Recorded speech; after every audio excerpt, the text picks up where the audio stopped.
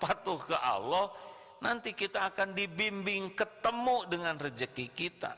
Kita tuh diciptakan lengkap dengan rezekinya. Nggak mungkin Allah nyiptakan kita nggak dicukupi rezeki kita, nggak bisa apa-apa. Benar?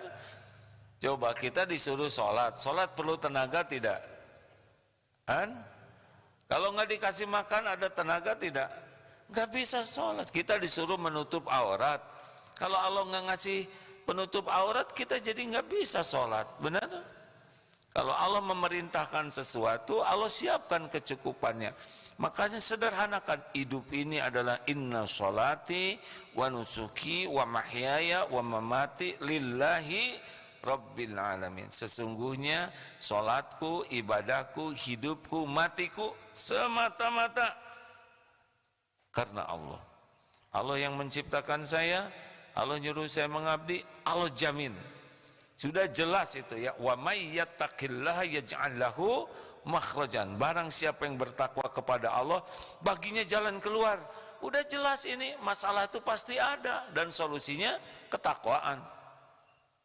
Ini gimana nih, saya nggak kebayang bakal punya ini, saya pengen kuliah di situ, wa yarzuqhu min haitsu la yahtasib. Allah jamin akan berikan rezeki dari tempat yang tidak diduga-duga. Jadi nggak bisa kebayang semua oleh kita. Apa yang akan terjadi itu tidak harus terbayang semuanya oleh kita. Tapi Allah udah tahu apa yang bakal terjadi dan yang terbaik. Tinggal maksimalkan ketakwaan kita. Wa may yatawakkal 'ala Allah fa huwa hasbuh. Barang siapa yang tawakal kepada Allah, Allah cukupi. Udah selesai, ini udah bagus sekali hadirin. Perlu apa kita ini? Allah tahu keperluan kita daripada kita. Dan selama ini juga Allah mencukupi.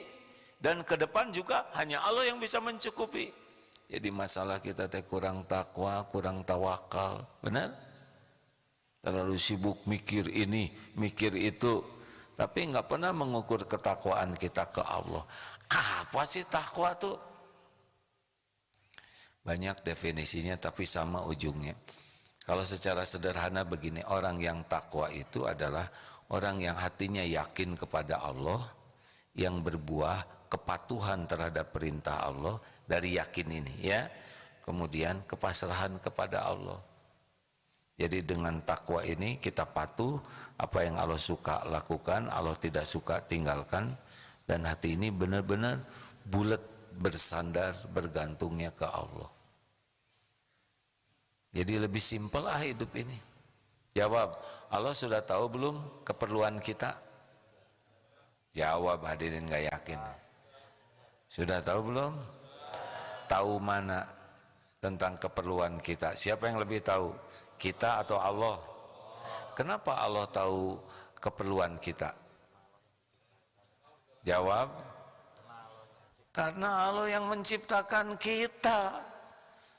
Jadi dia yang paling tahu keperluan kita. Seperti orang bikin mobil, ya, yang bikin mobil itu tahu kapan akinya rusak, bensinnya harus diisi, bensin apa, kapan businya rusak, bagaimana pentilnya. Yang mendesain, maka dia yang paling tahu.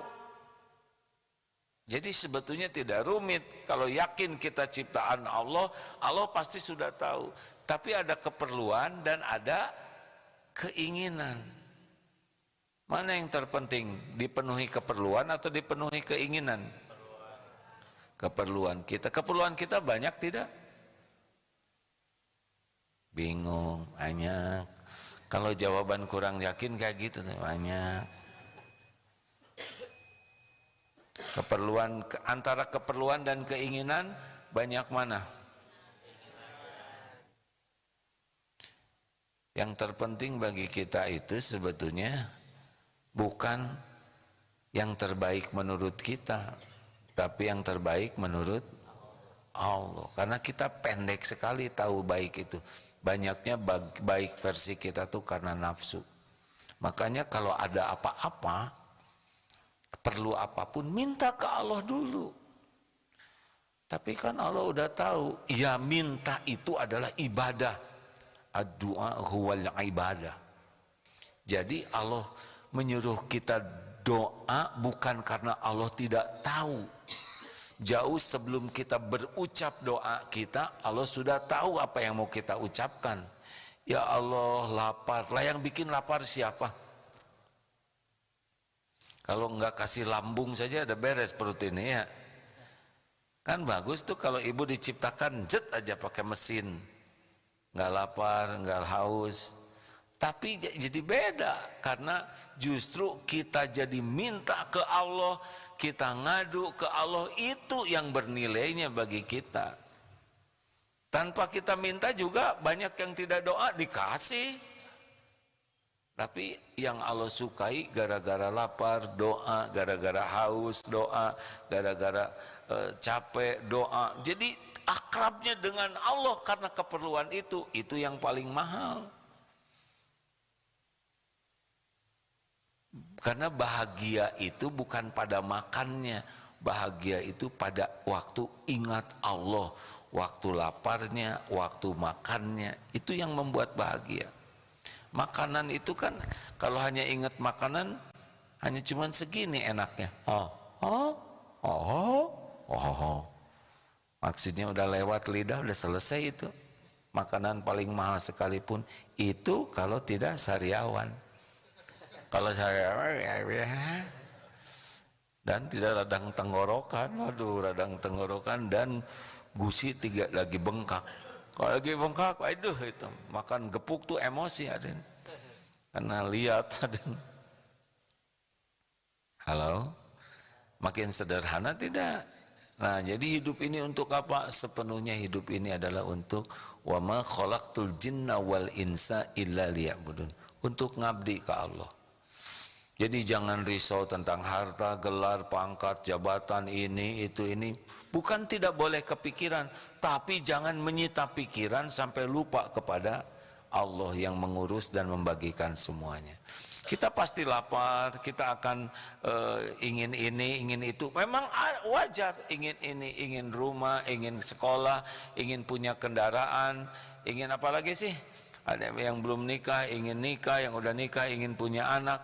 Kenapa semua ini ada? Supaya jadi dekat dengan Allah. Karena yang punya apapun yang kita inginkan adalah Allah, dan yang bisa membuat ketemu kita dengan keinginan kita adalah Allah, dan yang bisa memilihkan yang terbaik adalah Allah. Jadi adanya keperluan, keinginan itu semata supaya kita jadi dekat dengan Allah. Bisa sederhana kan? Sekarang kita ingin sesuatu, kalau Allah nggak ngasih, ketemu tidak? Jawab hadirin. Siapa orang yang paling apes? Orang yang menginginkan sesuatu yang memang tidak ada di lauh mahfuz tertulis buat dia. Seperti adek naksir seorang akhwat, padahal tidak ada catatannya di sisi Allah ya. Dan bukan buat adek. Kelenger atuh jatuh cinta sama seseorang yang bukan jodohnya. Ternyata dia itu jodoh sahabat karib adek. Coba itu, apa enggak perih berlapis-lapis? Tempat adek curhat sama dia, saya tuh pengen nikah sama dia. Nah itu nih ini. Nah, ini memang cerita ini didramatisir hadirinnya supaya lebih perih. Tapi kalau tahu ke Allah, ya Allah, ampun, engkau tahu hati saya lagi, bukan saya yang ini ya, nanti disangka dipotong, disangka saya lagi ngebet lagi. Kalau saudara memang tertarik ke seseorang, curhat ke Allah. Tertarik itu tidak identik jodoh. Mungkin karena mata tidak terjaga, terus lihat dia terus, tanamkan oleh Allah rasa suka. Kembalikan ke Allah. Kalau bukan jodoh ya nggak usah ya Allah. Apalagi saya baru kelas 2 SD, terlalu jauh ke jodoh. Saya belum balik, belum mampu, belum punya kewajiban menikah misal. Enak tuh. Jadi ingat ya, semua yang terjadi itu agar kata kuncinya sederhana, agar kita segera kembali kepada Allah, sering ingat Allah, selalu memohon kepada Allah, dan yakin